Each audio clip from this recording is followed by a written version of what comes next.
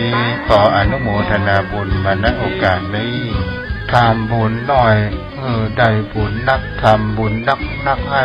ได้บุญหลายๆอายุวันโนสุขะลาวัดบ้านเหล่าพระเจ้าตาเขียวตำบลบ้านเรือนอำเภอป่าซางจังหวัดลำพูนขอเชิญร่วมโครงการสร้างพระเจ้าตาเขียวจำลองเนื่องในโอกาสมหามงคลเฉลิมพระชนพรรษาพระบาทสมเด็จพระประเมนทรรามาธิบดีศรีสินธรมหาวชิราลงกรณ์พระวชิรเกล้าเจ้าอยู่หัวทรงเจริญพระชนมพรรษา6 รอบหรือ72 พรรษาในวันที่28 กรกฎาคม 2567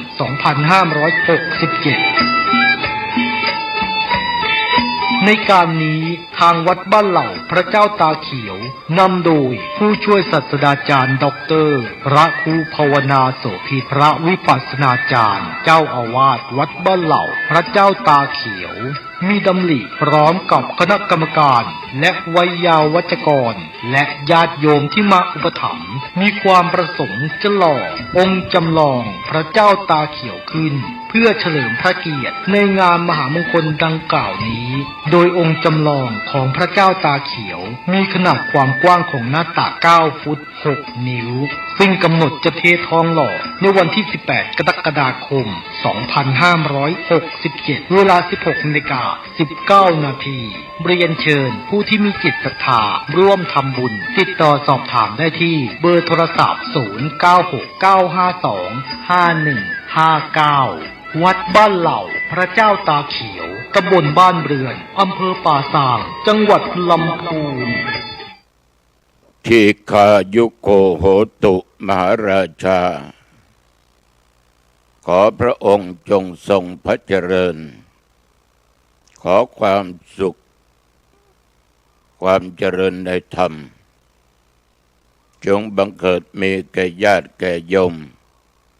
ท่านผู้ฟังทั้งหลายวันนี้รายการธรรมะก่อนนอนก็มาพบกับญาติกับโยมอีกเช่นเคยเป็นประจำทุกวันจันทร์นะ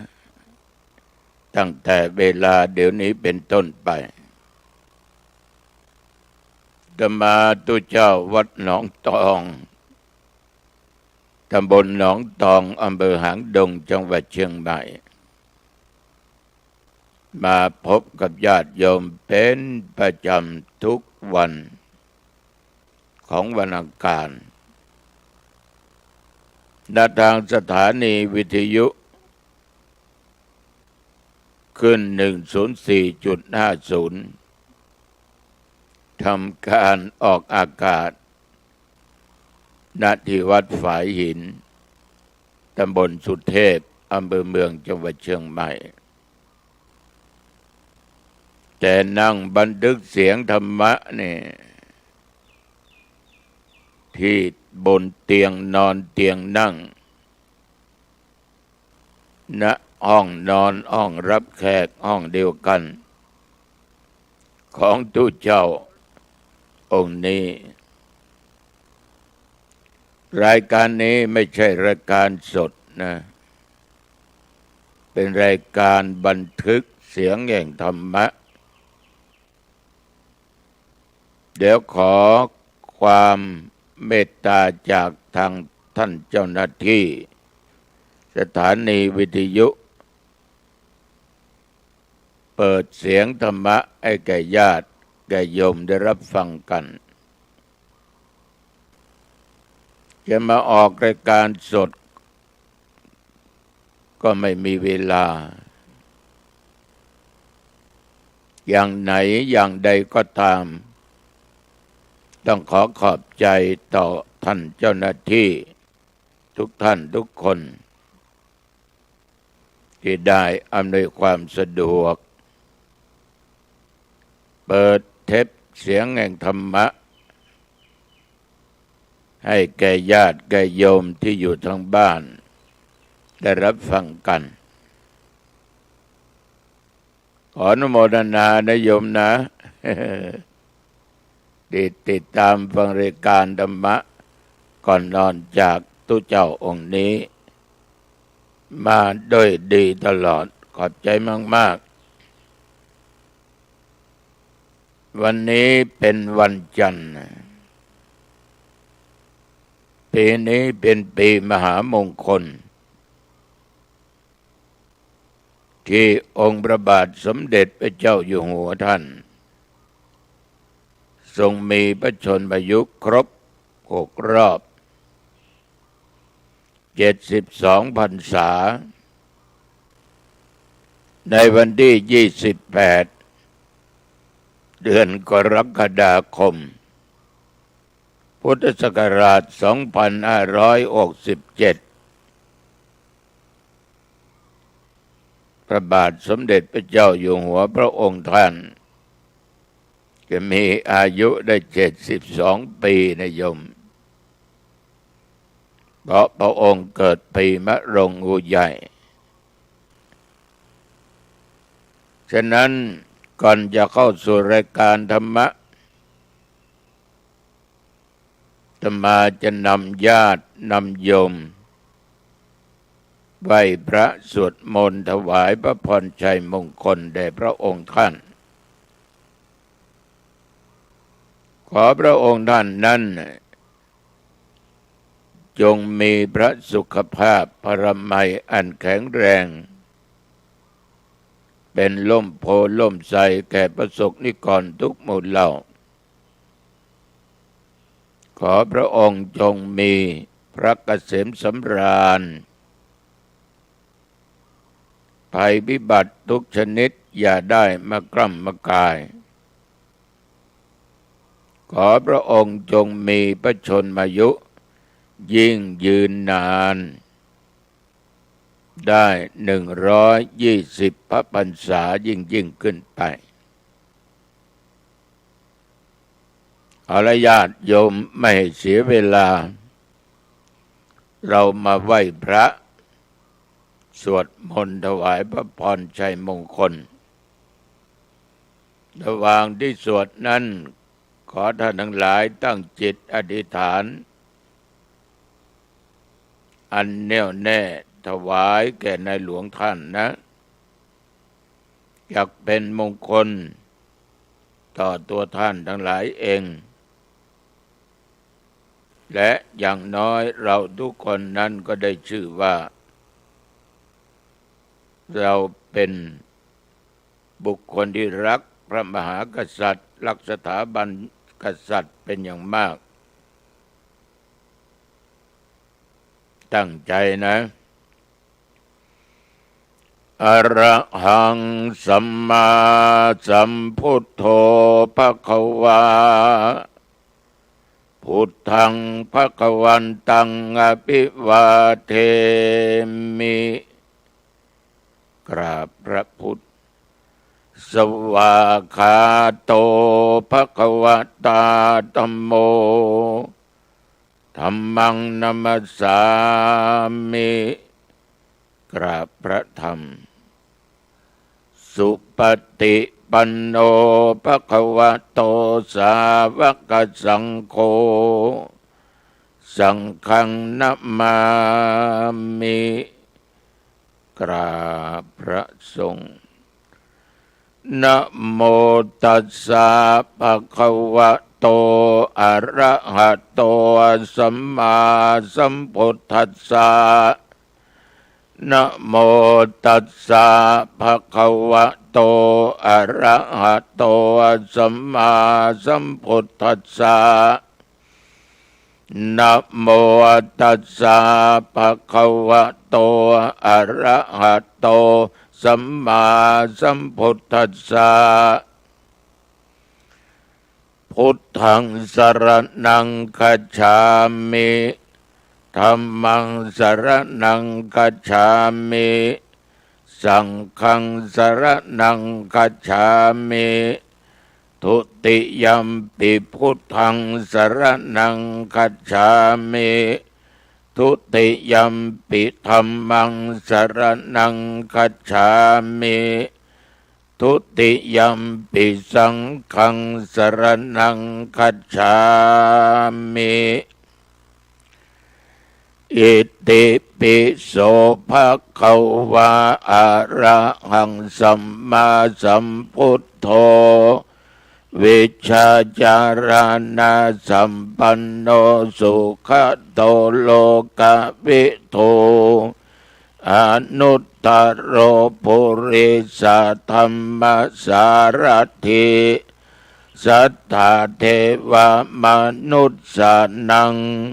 พุทโธภควาติ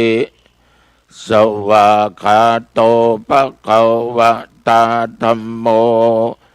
สันทิฏฐิโกอากาลิโกเอหิปัสสิโกโอปะนะยิโกปัจจัตตังเวทิตาโพวินโยหิติสุปฏิปันโนภะคะวะโตสาวกสังโฆอุชุปฏิปันโนภะคะวะโตสาวกสังโฆยายะปฏิปันโนภะคะวะโตสาวกสังโฆสามิจิปฏิปันโนภะคะวะโตสาวกสังโฆยะทิทังจัตตาริปุริสยุคานิอัฏฐปุริสัพพุคลาเอสะภะคะวะโตสาวกสังโฆอาหุนยโยปาหุนยโยทักขินยโยอัญชริกรณิโยอนุตตลังปุญญเกตังโลกัสสาติวิปัสสิสานะมัตโตจักขุมันตัสสะสิริมโตสิกิสัพพินามัตโตสัพพะภูตานุกัมปิโนเวสสะพุทธานามัตโตนะหาตักกัสสะตปัสสิโนนะมัตโตกะกุสันตัสสะมาระเสนะปะมัตติโนโกนากมนัสสะนะมัตโตภัมมนัสสะวุสีมะโตกัสสะปัสสะนะมัตโตวิปโมทัสสะสัพพทิอังคิลาสัสสะนะมัตโตสักกัญญปุญจัสสะสิริมะโตโยอิมังธัมมะเทเสสิสัพพะทุกขาปะนุทัสนังเยจะปินิพพุตาโลเกยะถาภูตังวิปัสสิสุงเตชะนาอภิสุนามหันตาวิตัสสารธาหิตังเทวมนุษย์สานังยังนัมมัสสันติโคตมังวิชาจรณะสัมปันนังมหันตังวิตัสสารทังวิชาจรณะสัมปันนังพุทธังวันธามะโคตมันติมหาบัจฉิลาลังกรโนทายานังธรรมคัตติโยมหาปุญโยมหาเตโชขันติเมตตาทิธรรมิโกสัมพุทธมามะโกอัคโคศาสนาสุปธัมภโกทายารัตตัสสะอัฏฐายาการัญญานิปกุปเตภิกขุศาสนากิจเจสุสังคันหาติวิเศษโตอุปธัมภติเตสัญญา ปิตากัตตายะสิกขนังจิตเตนะสาธุการายะรัตเทสัจฉันทการิโนกาเรติวุติภาวายะรัตถัสสะจะปัจฉายะจาเอเตจัตตะพลัญเยสังหิตักกราสุเจตัสสาตะโตวาไทยิกาสัพเพสัมมัคคาสันติชีวิโนพินโยเตสังปิยายันติภาวันติทันละอากัตติกาสามัคคิยาจัสสพเพสังไทยะเทโสวิโรจตินานาเทเสโสปัญญาโตนิพพโยนิรูปัฏฐโวอิธาเนโสมหาราชาทเวสัตตาติสมายุโกอิทิเสมังคะเลกาเลเทมัสสะชยมังคะลังรัตนัตตยานุภาเวนะรัตนัตตยเตชะสาปรเมนทามหาราชาไทยานังนันทิวัตโนจิรัญชีวตุทิคายุวันนูเปโตสุเขทิโตภะลูเปโตจะสัพพัทธาปัปโปตุสัพพมังคะลังสิริลัชเชปฏิธาโตเนจังภัทธรานิปัสสโตสัพเพมะกิติกาเทวาอาภิปาเลนตุนังสัทธาจิรันติทัตตุโลกัสสมิงสัมมาสัมพุทธัสสะสนันติภวตุสัพพมังคะลังรักขันตุสัพพเทวตาสัพพพุทธานุภาเวนะสัทธาโสธีภวันตุเตภวตุสัพพมังคะลังรักขันตุสัพพเทวตาสัพพธรรมานุภาเวนะสัทธาโสธีภวันตุเตภวตุสัพพมังคะลังรักขันตุสัพพเทวตาสัพพสังฆานุภาเวนะสัทธาโสธีภวันตุเตโดยคำสัตย์วาจานี้ขอถวายพระพรญาติโยมท่านผู้ฟังทั้งหลายทุกท่านทุกคนเมื่อวันที่15ผ่านมานี้ทางคณะสงฆ์จังหวัดเชียงใหม่โดยงานราชการได้จัดให้มีพิธีวางแผ่นศิลาฤกษ์เป็นสถานที่สร้างเจดีย์พุทธคยาซึ่งมีเจ้าภาพได้แก่คุณแม่จันฟองกิ่วแก้วคุณโยมเชิดพงษ์กิ่วแก้วพร้อมครอบครัวลูกหลานเหลนและผู้ใจบุญร่วมกันสร้างเจดีย์พุทธคยาไว้ที่พุทธมณฑลอำเภอดอยหล่อจังหวัดเชียงใหม่วันนั้นมีพระเดชพระคุณพระพรหมโมลีรักษาการเจ้าคณะหนเหนือเจ้าอาวาสวัดปากน้ำภาษีเจริญหลวงพ่อเป็นองค์ประธาน มีผู้ว่าการจังหวัดเชียงใหม่มีประชาชนร่วมหลายพันคนพระสงฆ์ก็หลายร้อยองค์ทั้งสามเณร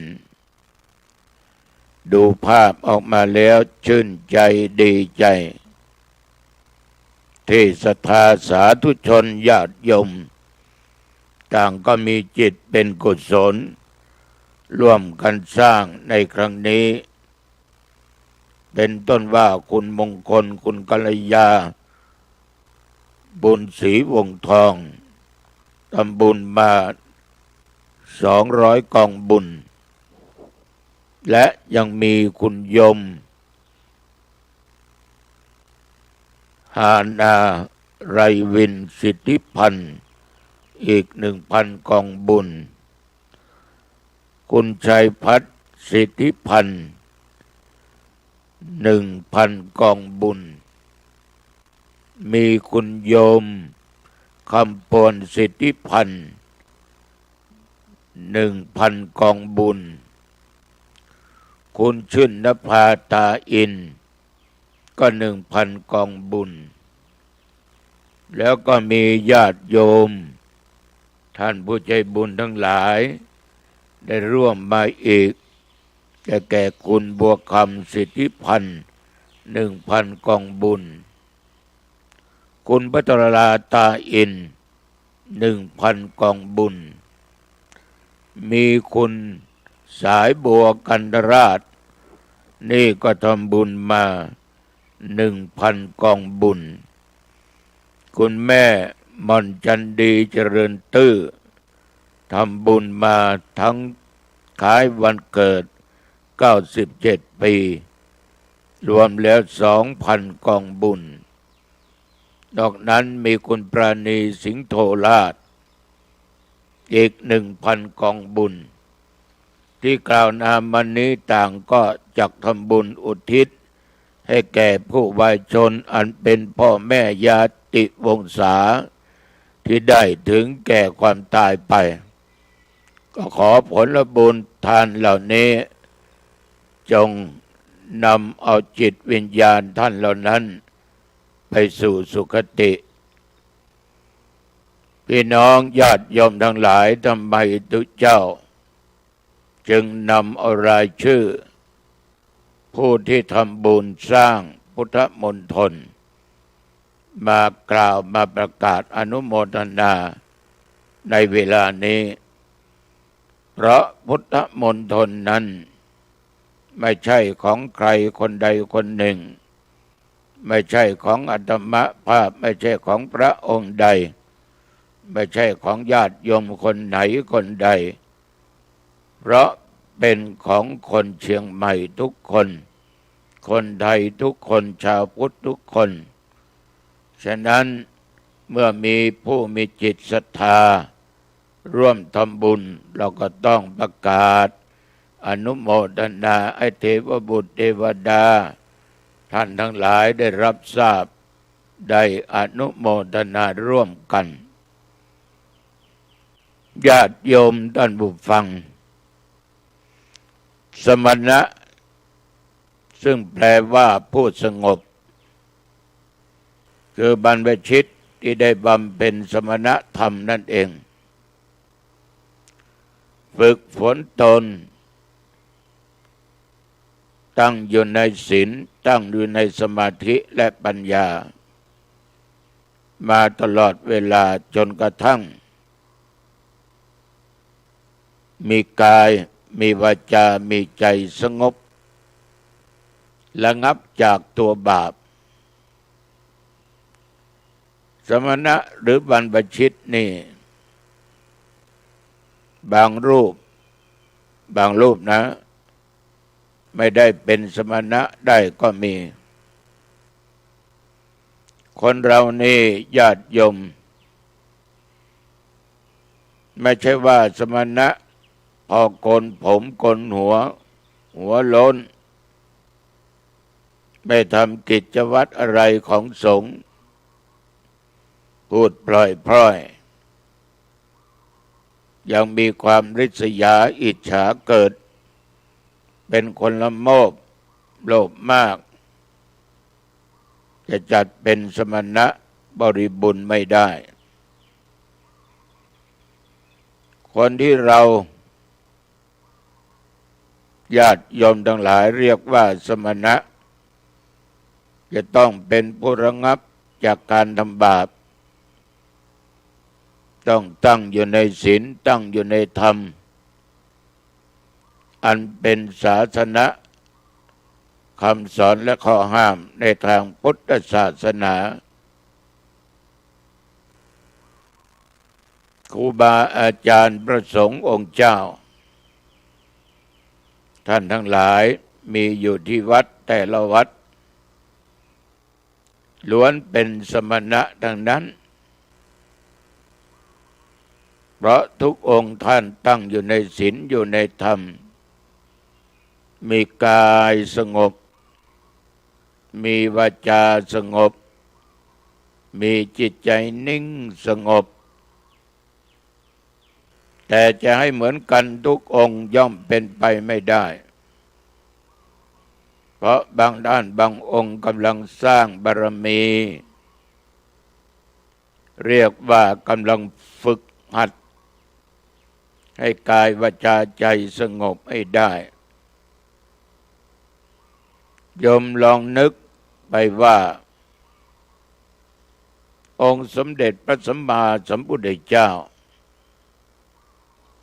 เมื่อเสด็จออกบวชนั้นยังไม่ได้สำฤทธิ์เป็นพระพุทธเจ้าเป็นพระสมณะโคดม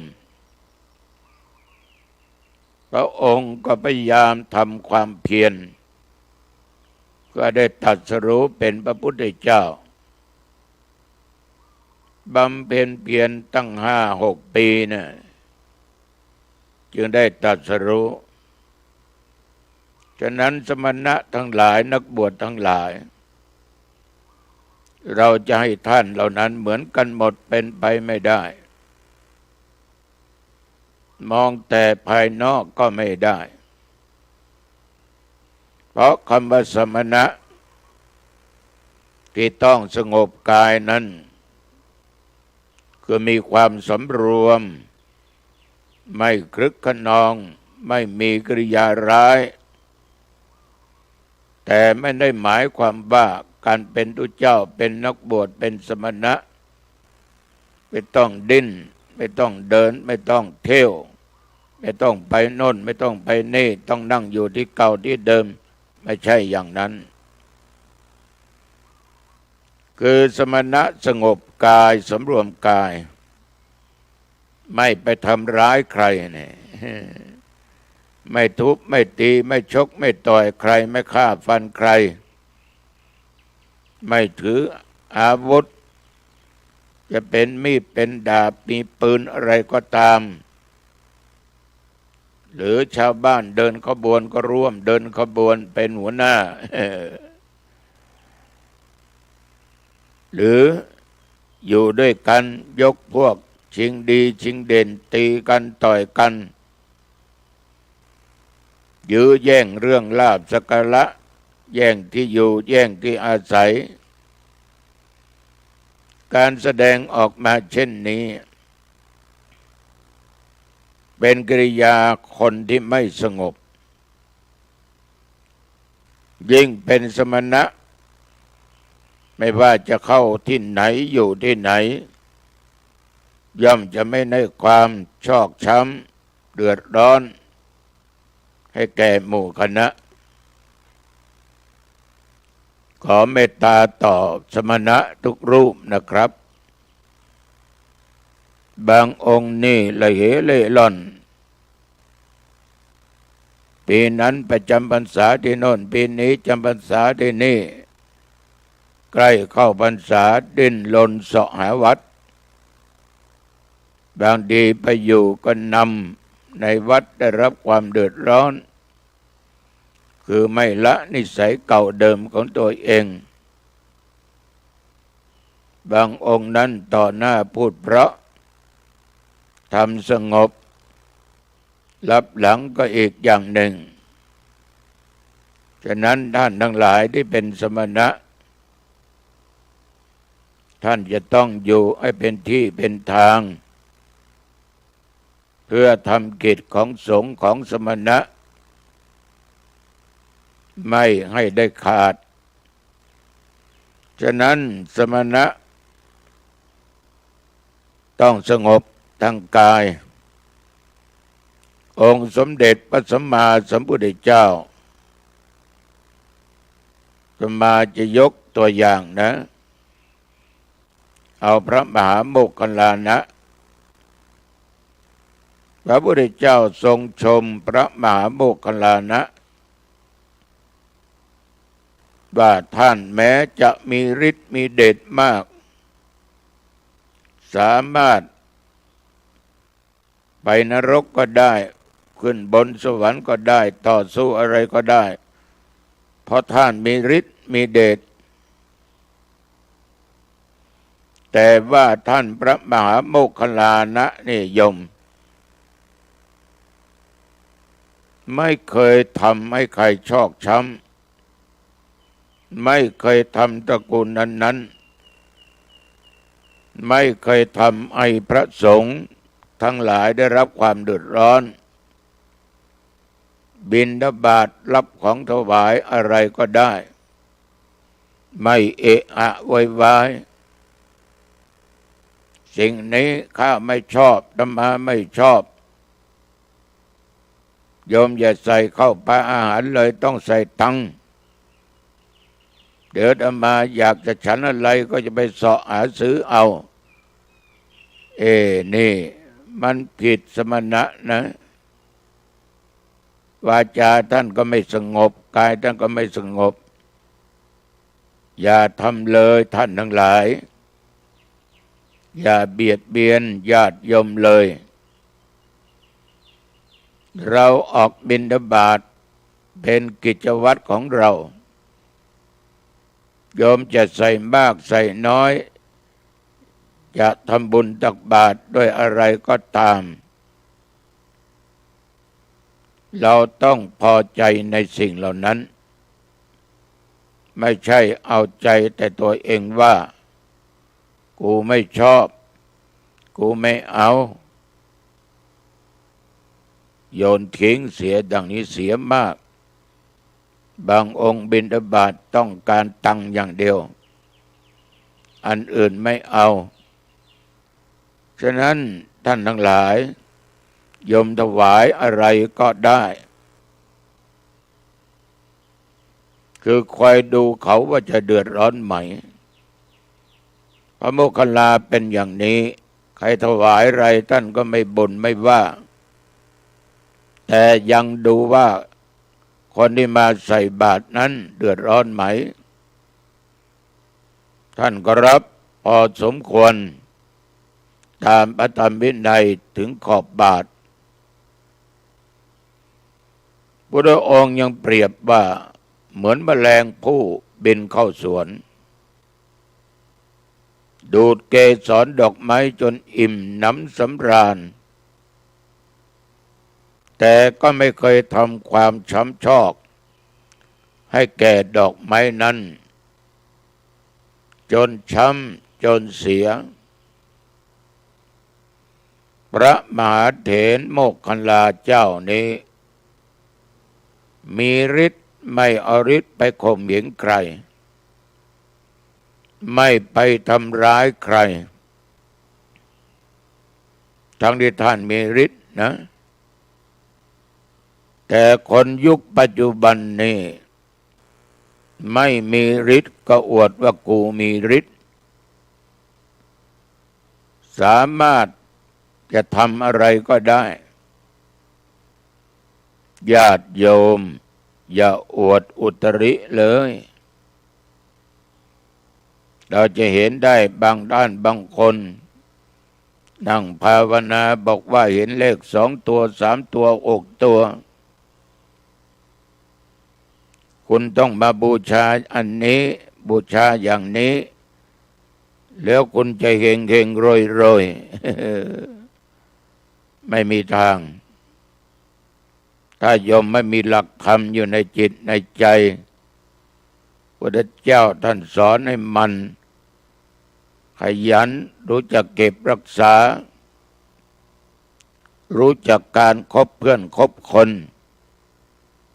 รู้จักการใช้จ่ายพอสมควรทุกอย่างนั้นมันเป็นความเชื่อของแต่ละบุคคลอาตมาก็ไม่รู้ว่าจะว่าอย่างไรยิ่งยุคปัจจุบันนี้เกิดสิ่งนั้นเกิดสิ่งนี้ประกาศกันโฆษณากันอวดว่าของกูดีมีฤทธิ์มีเดชใครได้มากราบมาไหว้แล้วโชคดีไอ้คนเราก็หลงเชื่อนะพระแท้มีศีลธรรมสงบกาย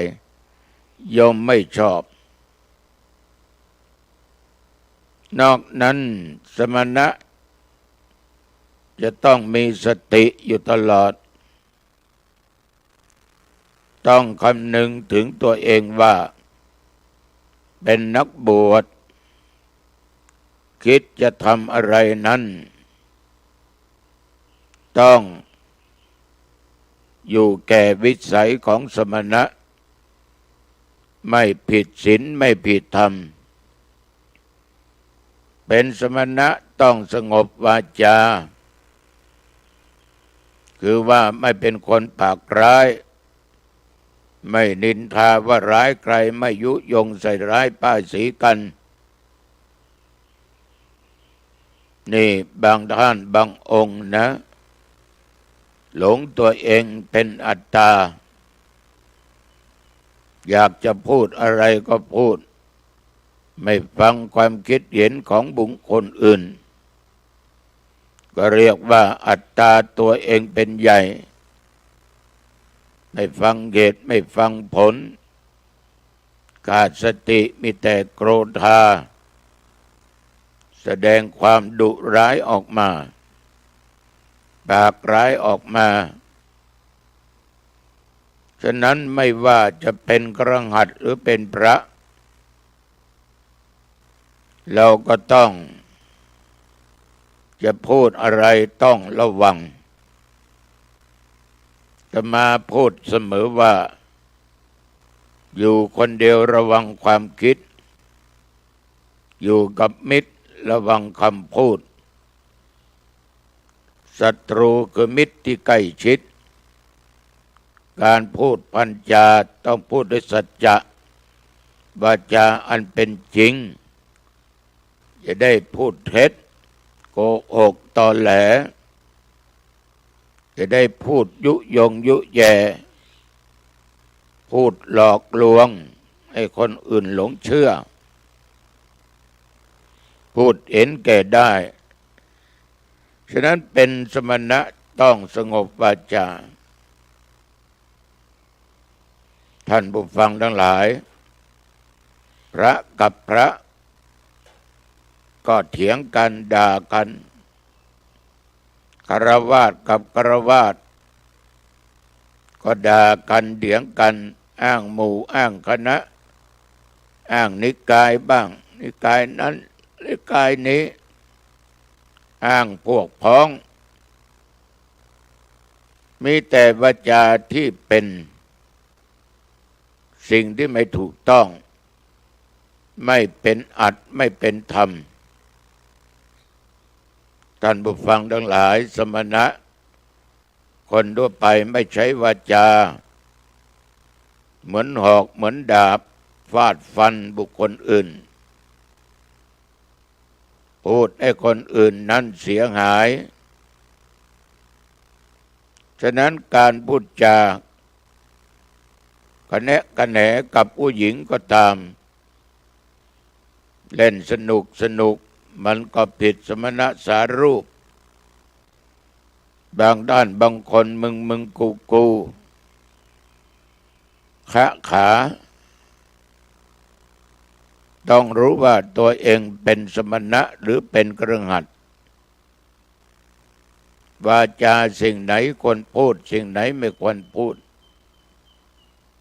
แต่ส่วนมากพูดไปเพื่อเอาใจญาติโยม โยมจ๊ะโยมจ๋าโยมครับผมอาตมะที่เป็นศัพท์แทนตัวเองหายไปไหนเจริญพรหายไปไหนเราเป็นสมณะศีลสิกขาบท227ข้อวาจาไหนวาจาใดควรพูดเราต้องคิดดูให้ดีอย่าพูดหวังเพื่อเอาใจเพื่อหวังผลประโยชน์โอ้พระรูปนี้พูดเพราะดีคะขาจ๊ะจ๋าหลงกันทั้งบ้านทั้งเมืองแหละฉะนั้นบางท่านบางคนที่ชอบอย่างนั้นก็ตามเถียนะสมณะต้องสงบใจต้องมีสติสัมปชัญญะควบคุมอารมณ์ที่มันจะเกิดขึ้นอารมณ์ต่างๆนั้นญาติโยมเกิดขึ้นทางตาทางหูจมูกลิ้นกายและจิตใจฉะนั้นครูบาอาจารย์จึงสอนให้ตั้งอยู่ในสมาธิในศีลสมาธิปัญญาเพื่อจักทำใจให้หยุดนิ่งเกิดเป็นสุขขึ้นภายในเหมือนเราอยู่ใกล้กับหลวงปู่ทองหรือพระพรหมมงคลเราได้สนทนาธรรมเรานั่งใกล้ท่านเรามีความสุขท่านให้ธรรมะท่านยิ้มท่านนิ่งเพราะใจท่านสงบระงับจากอารมณ์ทุกสิ่งทุกอย่างได้หลวงปู่จึงเป็นที่เคารพนอบนบบูชาได้บุญบารมีของหลวงปู่จิตใจที่แท้จริงของสมณะก่อนบวชกับบวชแล้วมันก็อาจจะแตกต่างกันบางคนก่อนบวชเรื่องศีลเรื่องธรรมไม่ต้องพูดใจดุใจร้ายไม่สงบขอบใจต่อบางท่านเข้ามาบวชแล้วใจนิ่งใจสงบมีเมตตาธรรมมีแต่ความปรารถนาดีต่อชาวโลกต่อทุกคนทุกเพศทุกวัยไม่ว่าหญิงและชายไม่แบ่งชั้นวรรณะมีหลายคนนะยมมาหาโอ้นี่โรยรับนั่งรถเบนซ์มารับนั่งรถยี่ห้อดังๆมารับแต่งตัวดีรับปั่นจักรยานเข้ามาเดินมาไม่ว่างแล้วหลวงพ่อไม่ว่างแบ่งชั้นแบ่งวรรณะอีกใช้ไม่ได้สมณะต้องมีแต่เมตตาธรรมมีแต่ความรักมีแต่ความปรารถนาดีเห็นเขาไม่สบายเขาทุกข์ก็ชี้ช่องธรรมะให้พ้นทุกข์ช่วยให้พ้นทุกข์มีกรุณาธรรมอินดูสงสารใครเข้าหาไม่เป็นภัยญาติโยมท่านสมณะทั้งหลายการที่เรามีความสงบกายสงบวาจาสงบใจมันก็เกิดผลดีนะเพราะเราสร้างเหตุที่ดีสมณะจึงสง่างามอยู่ในตัวพระองค์นี้เรียบร้อย พูดจามีสาระเป็นธรรมะมีคำที่เขาพูดกันอยู่2 คำ 2 คำที่ใช้ชมความงามของคนคือถ้าชมชายหนุ่มหญิงสาวทั่วไปก็ใช้คำว่าสวยงามถ้าเป็นกระหัตนะสวยงามมากคนนี้ผู้หญิงก็สวยงามผู้ชายก็หล่อสวยงามดีแต่ถ้าเป็นสมณะจากสวยงามมาเป็นสง่างามโอ้พระคุณเจ้าองค์นี้สง่างามน่าไหว้น่าเข้าใกล้น่าสนทนาธรรมสง่างามถึงตัวจะดำปีจะต่ำจะอ้วนยังไงก็ตามจะสูงยังไงก็ตามก็สง่างามมันเป็นความงามที่สง่าที่มันสง่างามได้เพราะมีศีลมีธรรมมีความสงบเสงี่ยมอยู่ในตัวกายก็สงบวาจาก็สงบ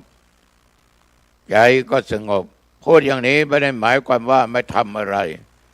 ไม่พูดอะไรไม่คิดอะไรนั่นไม่ใช่ต้องทำต้องพูดต้องคิดแต่ให้สงบเสงี่ยมไม่กระจอกงอกง่อย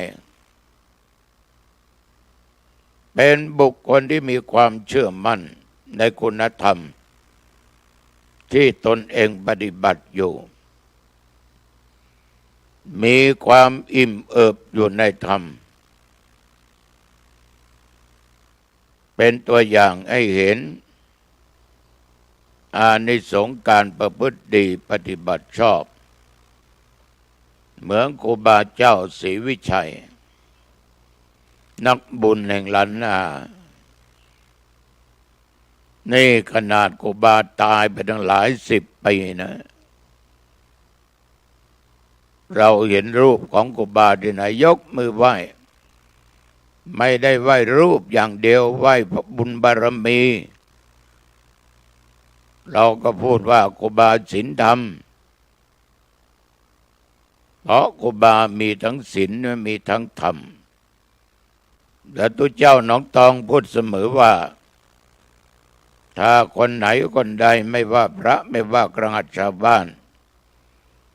มีศีลอยู่ในจิตมีธรรมอยู่ในใจก็เหมือนเรามีพระพุทธเจ้า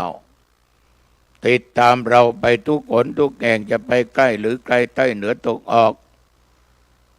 จะลงเรือไปทางทะเลจะเดินไปทางบกยวดยานพาหนะจะนั่งเครื่องบินไปบนอากาศไปทิศไหนก็ตามเราก็มีพุทธเจ้าอยู่ในจิตในใจเพราะเราเป็นคนที่มีศีลและมีธรรมฉะนั้นญาติโยมก็เช่นเดียวกันโยมที่ฟังนี่นะถ้ามีศีลมีธรรมก็มีพระพุทธเจ้าสรุปให้ฟังว่าคนเราไม่ว่าสมณะนักบวชและกระหัตต้องสงบกายสงบวาจาสงบจิตใจสิ่งที่จะทำให้กายวาจาใจไม่สงบคือความโลภความโกรธและความหลงฝากไว้นะโยมนะโยมทั้งหลายวันนี้เข้าบ้านปิดประตูบ้านให้เรียบร้อยคนดีก็มีคนไม่ดีก็เยอะนะปิดประตูหอเรือนหน้าต่างให้เรียบร้อยเก็บของที่มีค่าให้เรียบร้อยของไหนที่จะใช้วางให้เป็นที่เป็นทางเวลาจะเอาไปทำงานดูได้เห็นได้ง่ายทานอะไรก็ทานเสียจะทานข้าวทานอาหารว่าง ล้างหน้าแปรงฟันอาบน้ำชำระร่างกายให้ใสสะอาดสดชื่นนุ่งห่มผ้าผ่อนท่อนสบายตามที่โยมชอบจะสีอะไรก็ได้เราอยู่ในบ้านแล้วเข้าห้องพระห้องนอนกราบพระ5 หนเตือนทุกวัน1กราบพระพุทธเจ้า2กราบพระสัทธรรมเจ้า3กราบพระสังฆเจ้า4กราบพระบิดามารดาอย่าลืม5กราบครูบาอาจารย์อุปัชฌายะเรียบร้อยตั้งบทสวด3 บทไม่ต้องเอามากเราอยู่คนเดียวบทพุทธคุณอิติปิโสธรรมคุณสวากขาโตสังฆคุณสุปฏิปันโนแล้วเจริญสมาธิภาวนาไม่ต้องกำหนดเวลาน้อยมากไม่สำคัญได้กี่วินาทีกี่นาทีช่างมันอย่ากำหนดถ้าโยมกำหนดจะเกิดอารมณ์นั่งไปนั่งมาปวดแข้งปวดขายุงกัดบ้างแมงไต่บ้างก็กูตั้งเป้าหมายไว้ทั้ง30 นาฬิกาทำไมช้าหงุดหงิดขึ้นมาเรียบร้อยก็แผ่เมตตาแก่สรรพสัตว์แก่เจ้ากรรมนายเวรเทพบุตรเทวดาเทพาอารักษ์ผีหอผีเงินผีปู่ผีย่าญาติโยมแผ่เมตตาแก่ผู้มีพระคุณพ่อแม่ตลอดจนพี่น้องสามีภรรยาลูกหลานเหลนญาติทั้งหลายกัลยาณมิตรกัลยาณธรรม